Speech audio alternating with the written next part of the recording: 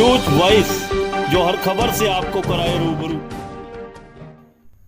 Biscuit से लेकर चाय तक, सैनिटाइजर से लेकर मास्क तक और खाने से लेकर रहने तक जिला प्रशासन ने इन लोगों के लिए तमाम वो प्रबंध किए हैं जिनकी एक इंसान को जरूरत होती है। लेकिन किसी का बच्चा बीमार तो किसी को अपनों का इंतजार। ये प्रवासी मजदूर हैं कि किसी की सुनने को तैयार नहीं है और हर किसी की जुबान पर एक ही चीज है कि उन्हें तो सिर्फ घर जाना है। कोई अपने बच्चों से दूर होने की बात कह रहा है तो कोई अपने अकेले और माँ बाप की दुहाई दे रहा है। देश में चल रहे लॉकडाउन के दौरान जहां जिला प्रशासन इन मजदूरों को कोरोना के संक्रमण से बचाने में जुटा है, लेकिन ये मजदूर हैं कि कुछ भी समझने को तैयार नहीं है। किसी का बच्चा बीमार है तो कोई गर्भवती महिला है। गोद में छोटे छोटे मासूमों को लिए ये लोग अपने घर जाने को लेकर आंसू बहा रहे हैं। दरअसल ये हाल रेवाड़ी में बने शेल्टर होम्स में रह रहे मजदूरों का है। जिला प्रशासन द्वारा इन मजदूरों के लिए सुरक्षा से लेकर स्वास्थ्य तक तमाम सुविधाएं मुहैया कराई हुई हैं और इनकी सुरक्षा को लेकर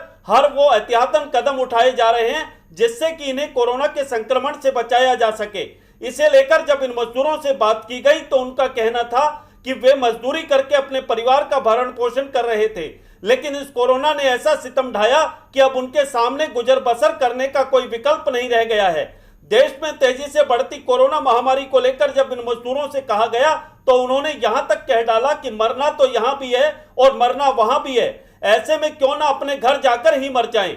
वहीं इसे लेकर जब शेल्टर होम्स की व्यवस्था में जुटे कर्मचारियों से बात की गई तो उन्होंने भी उनकी बातों का समर्थन किया और कहा कि इनकी व्यवस्था में जिला प्रशासन द्वारा कोई कोर कसर बाकी नहीं छोड़ी जा रही है। ऐसे में अब सरकार ही कोई निर्णय ले सकती है कि आखिर इनका करना क्या है। ऐसे में बड़ा सवाल यह है कि आखिर कैसे समझाया जाए इनको, जिस संकट से संसार के तमाम देश जूझ रहे हों, इससे सुरक्षित ठिकाना इनके लिए और हो नहीं सकता। अब देखना होगा इसे लेकर शासन और प्रशासन क्या कदम उठाते हैं। रेवाड़ी से न्यूज वॉइस के लिए संजय कौशिक के साथ अजय सागर अत्री की रिपोर्ट। पीछे यहाँ से काफी दिन हो गए, 28 तारीख को आए थे। अच्छा। हाँ, और बच्चे घबरा रहे थे, कह रहे थे मम्मी हम अकेले हैं, यहाँ ना खाने को मिलता है ना पीने को मिलता है, तुम हाँ यहाँ पे हम इसलिए फिर आए। 2 दिन के लिए वाहन चालू था, फिर हम लोग भागे पैदल आते आते फिर यहाँ आ गए हम। तो यहाँ खाना मिल रहा है? यहाँ खाना तो मिल रहा है, लेकिन हमको बच्चों की चिंता हो रही। बच्चे कहाँ रहते हैं? MP में, गाँव में है। तो अभी जो आप लोग जैसे बिना काम के यहाँ रह रहे हो, कैसे गुजारा चल रहा है? अब ऐसे गुजारा चलता है, कैसे चलता है, सब खाते हैं, बच्चों की ध्यान गाँव में आती है, बच्चों की याद आती है। हाँ, बच्चों की याद आती है। खाना तो मिलता है लेकिन बच्चों की याद आती है, न नींद आती रात में, न कुछ ज्यादा टेंशन वही है, घबरा तो होती है रात में। यहाँ तो आपको किसी तरह की कोई वैसे तो दिक्कत नहीं, हमें बच्चों की याद आती है ज्यादा। बच्चे परिवार होती तो हमें टेंशन नहीं होती, हमें सारा बच्चे हैं ही है तो हमें और ज्यादा टेंशन हो रही है।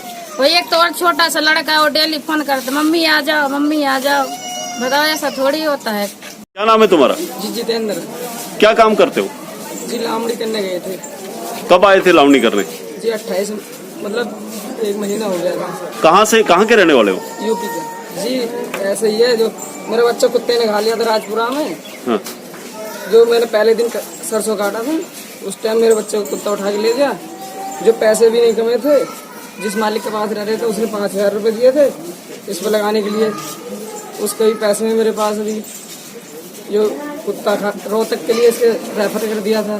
तो अभी खाना मिल रहा है आप लोगों को? खाना तो मिल रहा है, लेकिन टेंशन हो रही है। जो मैं इसको घर ले जाने के लिए कह रहा था, जो मेरे पिताजी अकेला है, मेरे साथ फैमिली है जी, गुजारा चले गए। चिंता लगी है घर जाने की। इस बच्चे को कुत्ते ने खा रखा है, पिताजी वहाँ तड़प रहा है। अब एक बात बताओ, जो बच्चे यहाँ हैं, खाना भी नहीं मिल रहा, मेरा पिताजी अकेला है वहाँ पे। देखिए, कोरोना से बचाव के लिए सारी चीजें, आप लोग रुके रहेंगे तो कोरोना से भी सेफ रहेंगे।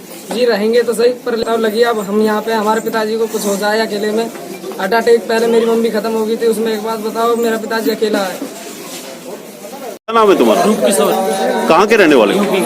क्या काम करते थे? सर ऐसे ट्रक पर रहते थे, तो ट्रक में मैंने बोला मैं घर जा रहा हूँ, तो फिर चल निकल जा। तो उसी के दूसरे दिन लॉकडाउन हो गया, मैं रह गया। कल भी ट्रक आया तो सर बोला कि आ जाओ, तो मैंने पूछा सर तो मैंने सर ऐसे मेरा यहाँ ट्रक आ रहा है निकल जाऊँ, तो बोला कि ऐसे नहीं, कुछ नहीं हो पाएगा। इसलिए फिर रुका। मैं यहाँ पर अकेला हूँ जिला एटा से, और जा नहीं सकता। घर पर सभी परेशान है, याद कर रहे हैं, क्योंकि मैं अकेला भाई हूँ, इसलिए सभी परेशान हो रहे हैं। घर वाले परेशान है, लेकिन आपको खाना पीना सरकार दे रही है। खाना पीना तो घर वाले हमारे घबरा रहे हैं, क्योंकि अकेला हूँ। जैसे किसी का अकेला बेटा हो तो वो दुख होता है माँ बाप को, ये बात। कहाँ के रहने वाले हो? यूपी के। क्या काम करते थे? ये गोलगप्पे का काम करते थे, बंद हो गया सर। तो वहाँ से घर चला आया, खाने पीने का था नहीं कुछ, तो मैंने कहा घर पे जा रहे तो घर पे अब घर वाले भी परेशान है। मम्मी का पैर टूट गया, तो सर पैर टूट गया तो मैंने कहा आ रहा हूँ, मैं घर पे अकेला हूँ, घर पे लाउनी सारी मेरी ऐसी पड़ी है, गेहूँ सारे धरती में तो गिर रहे हैं ऐसी। अब क्या करूं सर, यहाँ पे मजबूर हूँ मैं तो कोरोना की जो महामारी चल रही है उससे बड़ी तो यानी जिंदगी से बड़ी कोई चीज नहीं हो सकती। नहीं, वो तो बात ठीक है। अब ये नुकसान हो रहा है, ये क्या होगा? अब खाएंगे नहीं, जब साल भर करेंगे नहीं तो खाएंगे क्या? उससे भी मरेंगे, भूखने मरना तो है ही एक बार। यहाँ पे मरेंगे तो मरेंगे, घर पे जाएंगे तो मरेंगे, मरना तो है ही। यहाँ रहना ज्यादा सुरक्षित। नाम है आपका? वीरेश चौहान। अभी आप लोग यहाँ रह रहे हैं, खाना मिल रहा है आप लोगों को? खाना मिल रहा है, सब कुछ, किसी बात की टेंशन नहीं। हमें घर पहुँचा दो सुरक्षित, हम अपने घर अंडरलॉक हो जाएंगे, हमें किसी बात की टेंशन नहीं रहेगी। नहीं, अभी जो कोरोना काटना, माँ बाप हमारे परेशान है, या खाना खाने से या रहने से हमारी परेशानी दूर हो जाएगी। क्या आप चले जाएंगे तो घर वालों की परेशानी दूर हो जाएगी? घर वालों की परेशानी दूर, जब जहाँ यहाँ सेफ है तो घर भी जाके सेफ हो जाएंगे। नहीं, सरकार ने सुरक्षित रखा हुआ है आप लोगों अरे को। सरकार सुरक्षित नहीं, घर में तो बर्बाद हो रहा है। यहाँ खाते रहेंगे पीते रहेंगे, घर तो बर्बाद हो जाएगा। घर बीमारी नहीं है, यहाँ बीमारी नहीं है, तो हम बीमार कैसे हो जाएंगे? क्या नाम है आपका? मनोज जी, यहाँ जो स्कूल में इतने सारे लोग जो ठहरे हुए हैं, शेल्टर हाउस बनाया हुआ है, किस तरह की व्यवस्था यहाँ पर इन लोगों के लिए की हुई है? सर, हमारे जिला प्रशासन ने और हरियाणा सरकार ने हर उम्दा तरीके के और जो बेसिक जो नीड्स हैं उनको पूरा करने के लिए हर तरह के प्रबंध किए गए हैं। और ये सभी यहाँ इस शेल्टर होम में 180 ये माइग्रेंट्स हैं, यूपी से, एमपी से और राजस्थान से।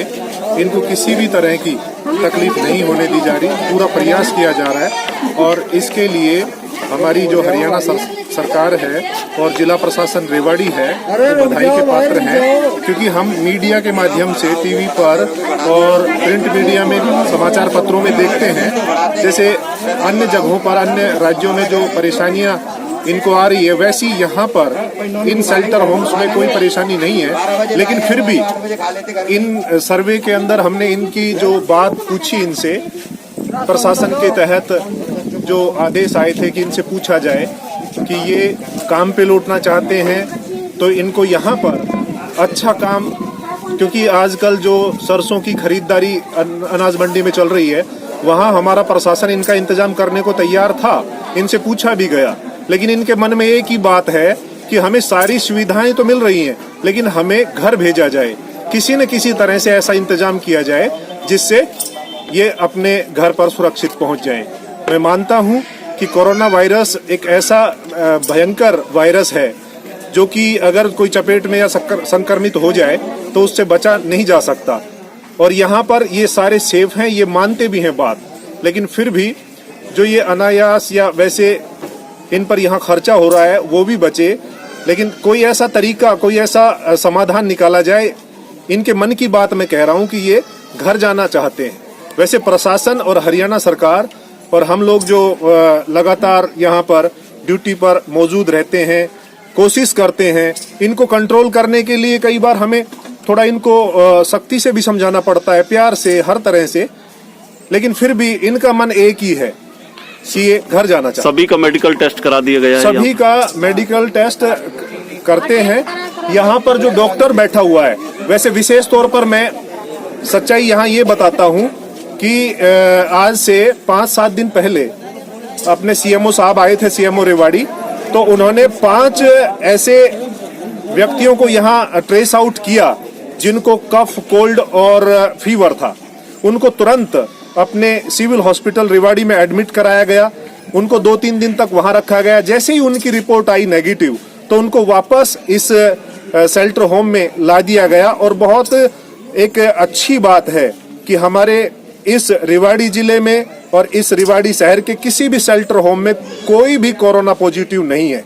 मैं ये भी कहना चाहूंगा, प्रशासन और हम जो सारा तंत्र है जो इस कार्य में लगे हुए हैं, आदेशों की पालना कर रहे हैं, हमारा एक ही ध्येय है कि इनका जीवन किसी न किसी तरह बचे। और इनको ये समझाने की भी कोशिश की जाती है, फिर भी इनके मन में एक ही है, क्योंकि प्रशासन ने ये भी कहा कि हम आपको तुरंत काम दिला देते हैं।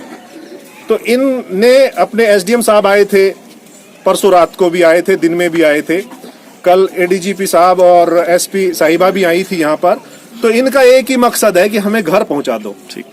और एक बहुत बड़ी सफलता है, हिंदुस्तान पूरे विश्व में एक लोकतंत्र का अद्वितीय अनुपम उदाहरण है कि हमारा जो मीडिया है वो बिल्कुल बिना किसी झिझक के कार्य कर रहा है। और जो यहाँ माइग्रेंट्स हैं इनके लिए भी प्रशासन ने सुविधा दी हुई है, और ये रोज समाचार इस डिश के माध्यम से यहाँ देख रहे हैं और अपने जो राज्य हैं, ये जहाँ के हैं वहाँ के लोगों का भी समाचार उसके माध्यम से लेते हैं। लेकिन इनकी एक ही बात है कि ये होम सिक महसूस कर रहे हैं, ये किसी तरह सुरक्षित अपने घर पहुंच जाएं, तो प्रशासन इस पे भी थोड़ा ध्यान